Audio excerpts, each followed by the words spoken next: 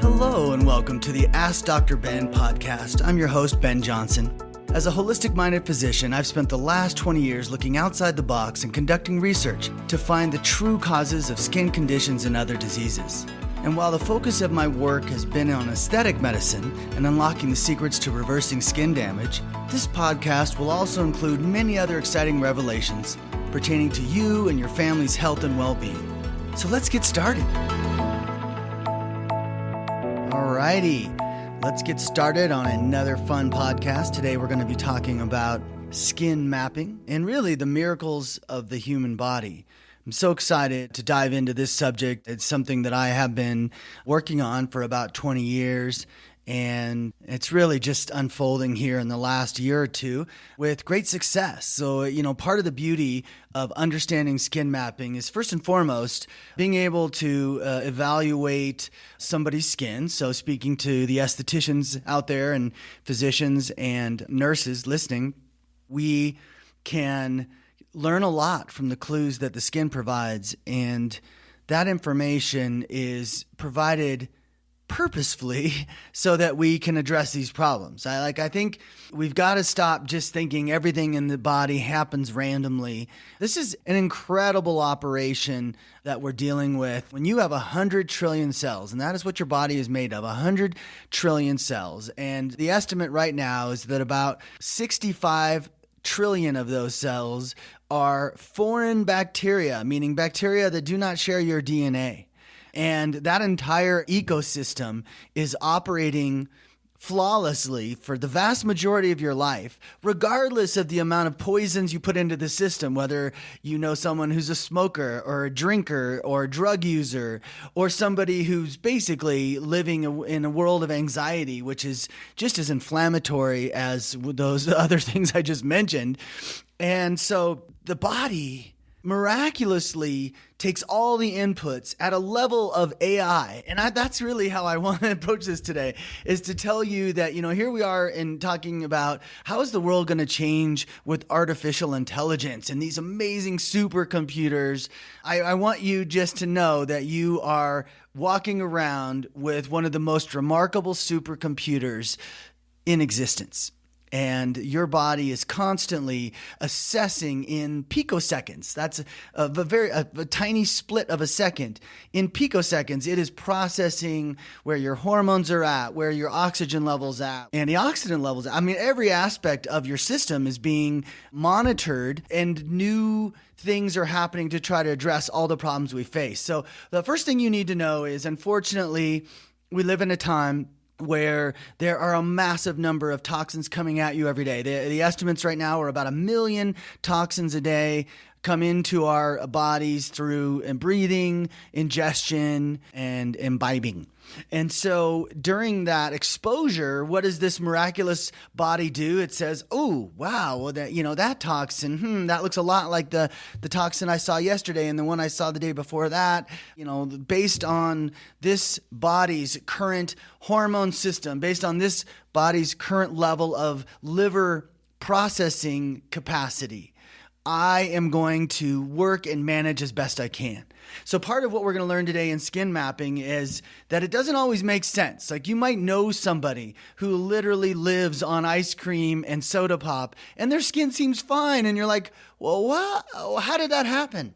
And there is a delicate but significant interaction, interplay, if you will, that's happening in your body that has to assess your capacity to detox, your capacity to repair, but it's also taking on another level of understanding, which is emotionally, where are you at? And believe it or not, this is where, I can lose some people who are so attached to current science, they can't quite get in their heads that we've been given the evidence that thoughts have the capacity to damage us, to reduce our life expectancy, to reduce our survival rates, say in breast cancer and things like that. So yes, thoughts are real things in our energetic body. Yes, we have an energetic body too. And that's the other part that's, medicine doesn't teach about. So why does skin mapping work so effectively? Because we do have an energetic body that it does want us to know about some of the health issues that are going on. And we do have a highly, highly complex artificial intelligence level of operations happening within our system at all times that determines what it wants to do with things. And then also remember, how does it deal with everything from high cholesterol? We know that the skin will show you that you have high cholesterol if they think, and I'm going to argue here, it's a bit of a stretch because of our limited understanding, but I'm going to argue that our skin is going to show that cholesterol deposit to tell you, you might want to take a look into this. This is a health problem. In the past, okay, if we go back in medical history, there aren't a lot of obvious skin presentations that we go, oh, wow, that definitely makes me think of this. You'll see it, typical presentations that might show up with certain types of rashes, but the butterfly rash of lupus is one of the classics. Sometimes the target sign on the leg is a sign of a specific tick bite. There's a whole host of viral rashes that tell us, oh yeah, we think we know what kind of virus is causing this in you. This has been there in history, but we're going to take it to another level. So let's get started today. And it's always interesting to try to discuss skin mapping without actually being able to point these areas out on your face. So I'm going to do my best to describe them to you. And I first want you to know that not every organ in your body shows itself on the skin. At least I haven't been able to track every zone, and things have a crossover. In other words, liver damage might show up on your facial skin. It might show up on the back of your hands. It might show up elsewhere. And so it's not always going to be like liver always shows here. And like I said, some of these other organs might not show at all. But what I have found, and again, this is with 20 years of skin evaluations, I've been in a fortunate situation where I'm a Western medicine trained physician with a strong bent towards a holistic approach to healing the body, because I believe that the main way we heal our bodies is by removing the toxic influence that is causing them to distort. In other words, your body compensates for the presence of something new in different ways that are always in the best interest of keeping you alive, but may not be in the best interest of keeping you pretty or your body may deposit a bunch of stuff that you eat into fat cells and do that purposefully so that your organs operate properly. Now, does that look good? No, like you have, whatever, saddlebags or love handles, whatever you want to call them. And you'd say, I would rather the body not do that. But if you knew the true potential for that toxin or pathogen to hurt you, then you would be perfectly happy with love handles as opposed to a toxic liver or toxic spleen or, whatever, however that would impact you. And the thing is there are so many bugs flying around right now that are not beneficial to the body that, the name of the game here is, you're going to hear me going forward, is you got to clean the slate. You got to remove the toxins out of your system. You've got to restore your proper oxygenation levels through exercise. You've got to make better food choices. And then it doesn't matter what comes at you. Your body will just have a much better ability to handle it. You'll have much fewer side effects. Okay, enough on that. Let's jump right into exactly how the skin shares its clues with you.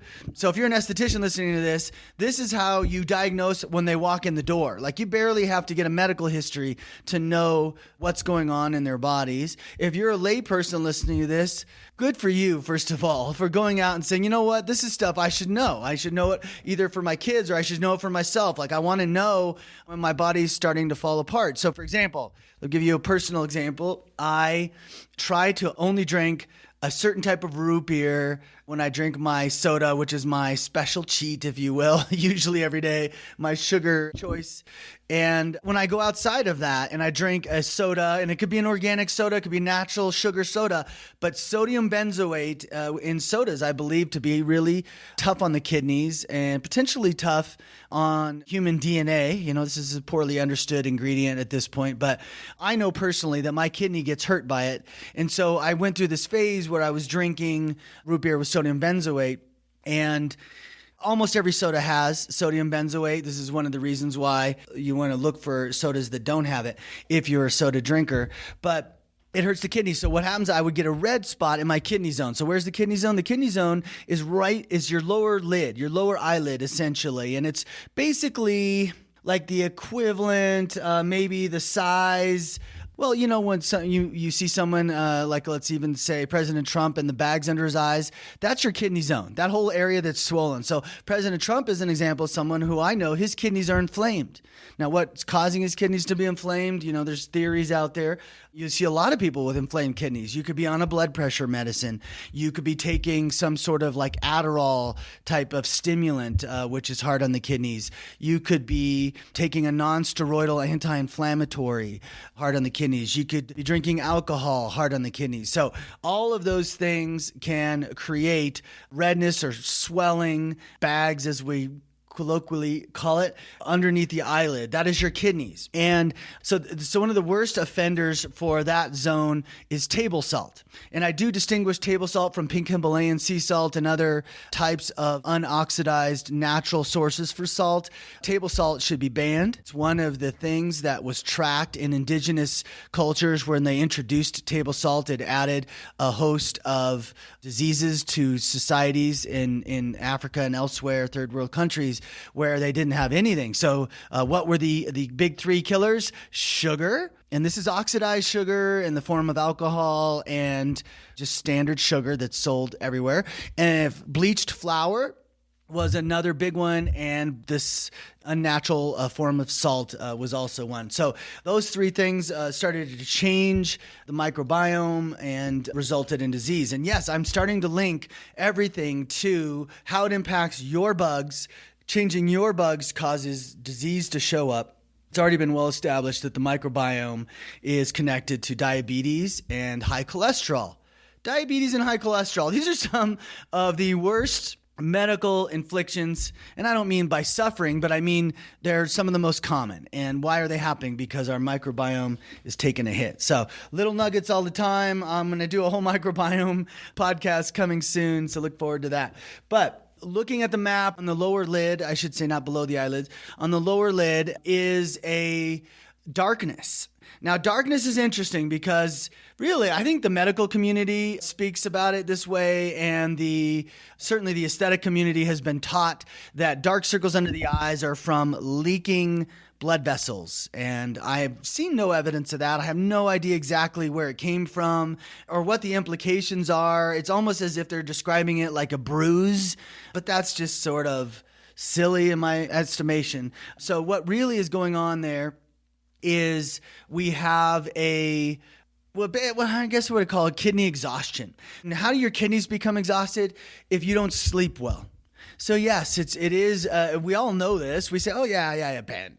Dr. Ben, come on. Like, we know dark circles, poor sleep. Like, what's the magic there? Well, the magic here is understanding why poor sleep causes dark circles. And it's because it's the kidney zone. And it's because your kidneys, according to Chinese medicine and, let's just even say energetically, the kidneys are a source of qi for the human body. They're an energy source, which means that when they are taxed, let's say they're taxed throughout the day. Let's say we drank a bunch of sodium benzoate, going back to that story, and now all of a sudden our kidneys are a bit beat up. Well, what do they need? Well, they need some downtime.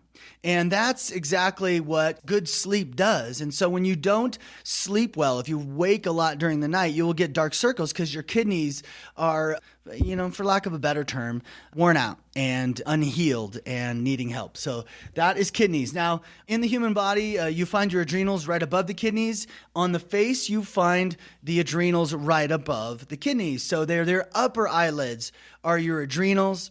And in that case, what we're talking about is stress-induced problems. So one of the biggest tells that's going on right now during this pandemic and all the stress around it is people's eyelids are freaking out. And they think they have eczema because it looks like an eczema pattern. And yes, doctors still today will diagnose it as eczema in most cases. But I'm here to tell you it's not the same as eczema, because eczema actually comes from a yeast overgrowth in the body and a specific type of yeast cell called Candida. And so when you get your adrenal eczema or eyelid irritation, it actually is being caused by stress.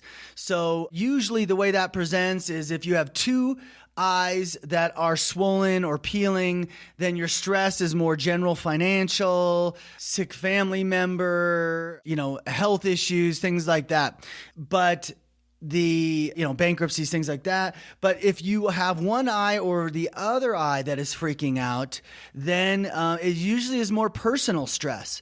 So what I've found is the left eye is more of a feminine bend and the right eye is masculine. So if you're someone who's got a right eye twitch, for example, that is your upper lid freaking out a little bit. It's, my experience is that's from not being able to speak your mind to a male figure in your life. And of course, this applies it works that way. So it's male figure, right eye, female figure, left eye. So male figure, son, brother, father, female figure, sister, mother, daughter, right? So these are great tells for you to know what's causing your problem. And that's what I love about this. Today is your day to learn how to play skin detective.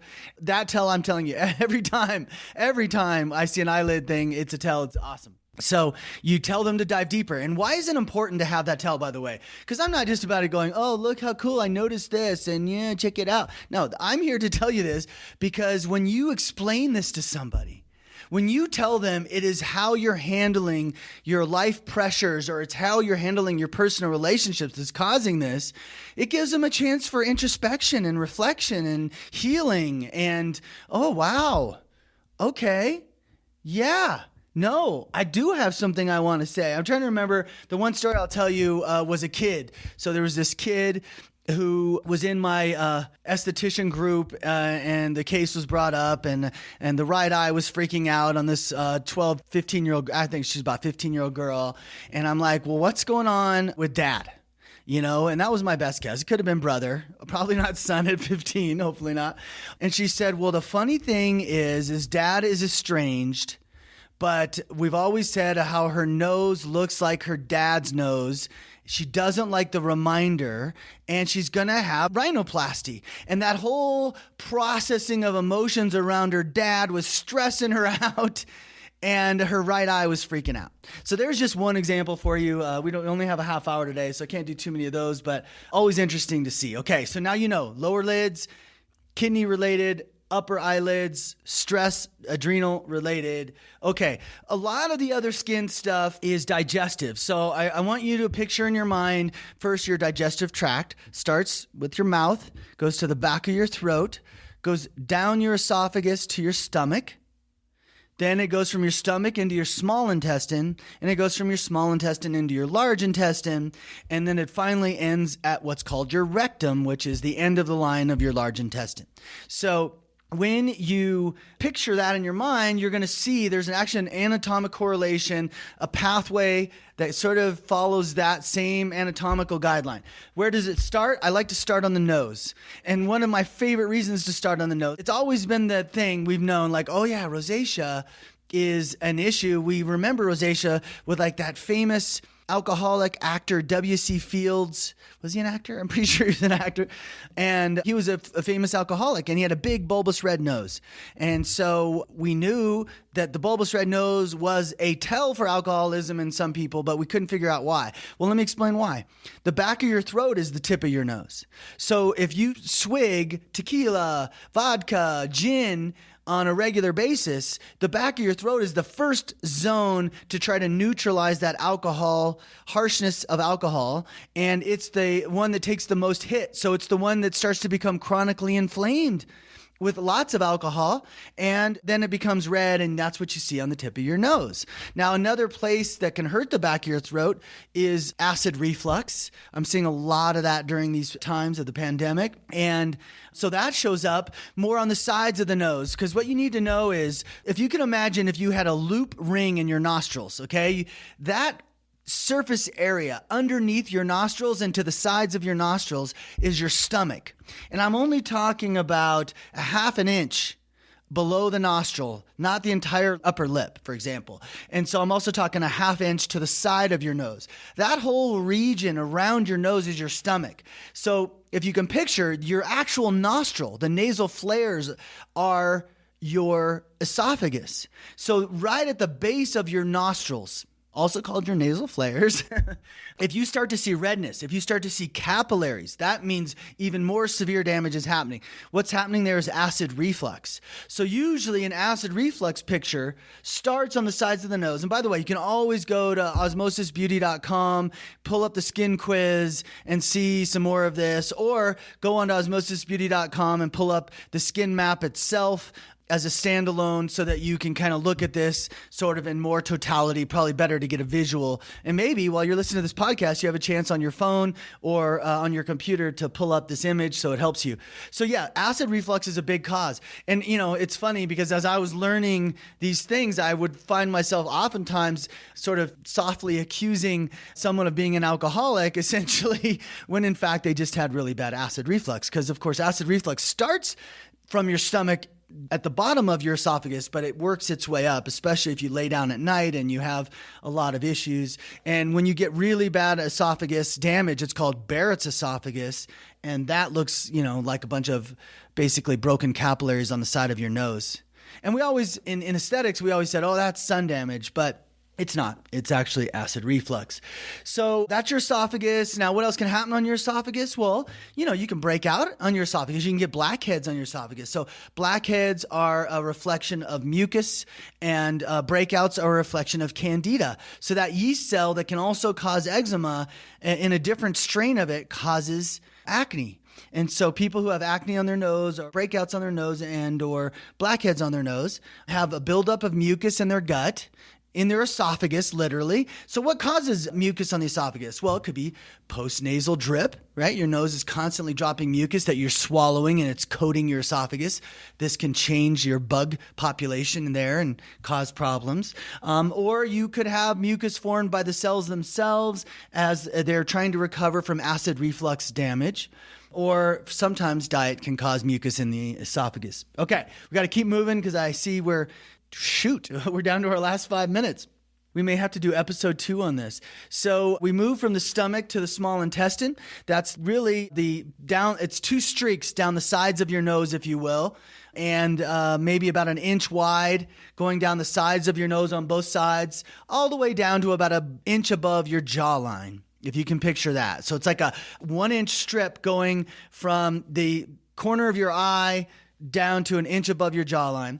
And then you get to the large intestine right next to that, which extends it's the outer half of your cheek, all the way up through your temples, all the way across your forehead.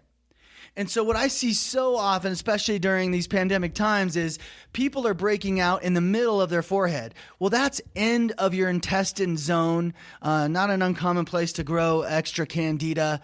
And so if you have blackheads on your forehead, I've got mucus in my large intestine, right? If I have blackheads in my cheeks, I have mucus in my small and large intestine. So same thing's true here. If you break out in those zones, that's candida. That's your skin telling you, hey, you have an imbalance. And then if you move down and you look at that region around your mouth, the region commonly seen with something called perioral dermatitis, which is that, let's call it 1/2 inch around your upper lip and sides of your mouth, and then stretching down into sort of the middle of your chin. That is your rectum. And so that can become inflamed if you don't poop enough because you're not moving the feces out, and the feces has toxicity to it. So if it just sits inside of you, it'll irritate the digestive lining, and that'll show up as a ring around your mouth of redness. Now, if you break out around your mouth, it means that you've actually changed the balance of the microbiome and you have too much candida in that zone. And I'm telling you, this is proving out 100% of the time. Well, I shouldn't say that, 100. And 99% of the time, there's always going to be those cases. But, okay, now I want you to picture, now we're going to talk a little bit more about, so if you have rosacea, you could have redness in all those zones. It's not caused by Demodex mite. That's just crazy talk, and I can prove it.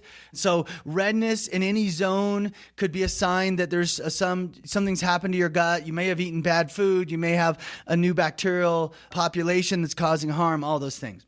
Now let's move to the liver zone. So the liver zone I describe in 3 regions of the body. The first is the jawline, also known as the zone where women get hormonal acne. And what's coming out there is food preservatives, hormonal food preservatives to be specific. And that's why it's a hormonal acne reflection. But it is food preservatives from like cookies, crackers, breads that are designed to have a long shelf life. Everything with a long shelf life you could imagine, protein bars, all those things are going to have food preservatives in them. And in specific food preservatives, like anybody eating pea protein should know, there's some preservative in pea protein that causes jawline breakouts, and you just should never eat pea protein for that reason. So then you move down and you get that whole food preservative zone is an inch above and an inch below your jawline for the most part. Changes at the angle of your jaw near your ear, and that's a pesticide zone. And that carries throughout your entire neck. So if you can picture above your clavicles up to your upper neck, close to your jawline, that is all where pesticides come out. So during this pandemic, I've seen a lot of pesticide acne happening because I think people are buying non-organic fruits and veggies. Their neck is breaking out as a result of that. Finally, we have liver zone 3, which is the chest and back, and this is where chlorine breaks out. And I've seen a lot more people breaking out with a chlorine rash or bumps in this chest and back and shoulder zone because they're drinking a lot more public water. They're at home, they're drinking out of the tap water, and the tap water is heavily chlorinated. So that's a good summary of how the face is going. I will make a couple quick comments to give you some more color here. For example, in liver zone 2, which is the neck, pesticides can show up as acne, but they can also show up as swelling. So people who have noticed their neck has gotten much more fatty, chances are those fat cells are storing pesticides. On the chest, sometimes you can see some blackheads show, and that might mean mucus in the lungs. But regardless, the way we handle all these things is we do an osmosis detox to detox the skin, detox the body, things like our skin defense, if it's a pathogen problem, things like our immune defense, and a host of other topical products to address these issues. So please check that out if you can. Also, look for more of my Insta Lives as we continue to provide this really helpful information, or at least I hope you find it really helpful. So on that note, I'll leave it there. Your skin is amazing. It tells a lot of interesting stories. Keep an eye out for that. And actually, I'm going to throw in one more nugget. One of the things that's happening a lot right now in our world is people are at home, stuck at home, and their home has mold in it. And as a result of the mold, they're getting mold infections in their body, and that looks like acne on your arms and legs and low back. So if you're someone who has like weird lesions showing up on your body, take a look at that because it might mean mold in the house. Bye guys, thanks so much. I hope you've enjoyed this episode of Ask Dr. Ben. Please leave a review if you can, and subscribe to the show on Apple Podcasts to get access to all of my upcoming episodes. My website is osmosisbeauty.com, and you can find me on Facebook at Osmosis Beauty. You can also follow me on Instagram at osmosis_beauty. Thanks for listening.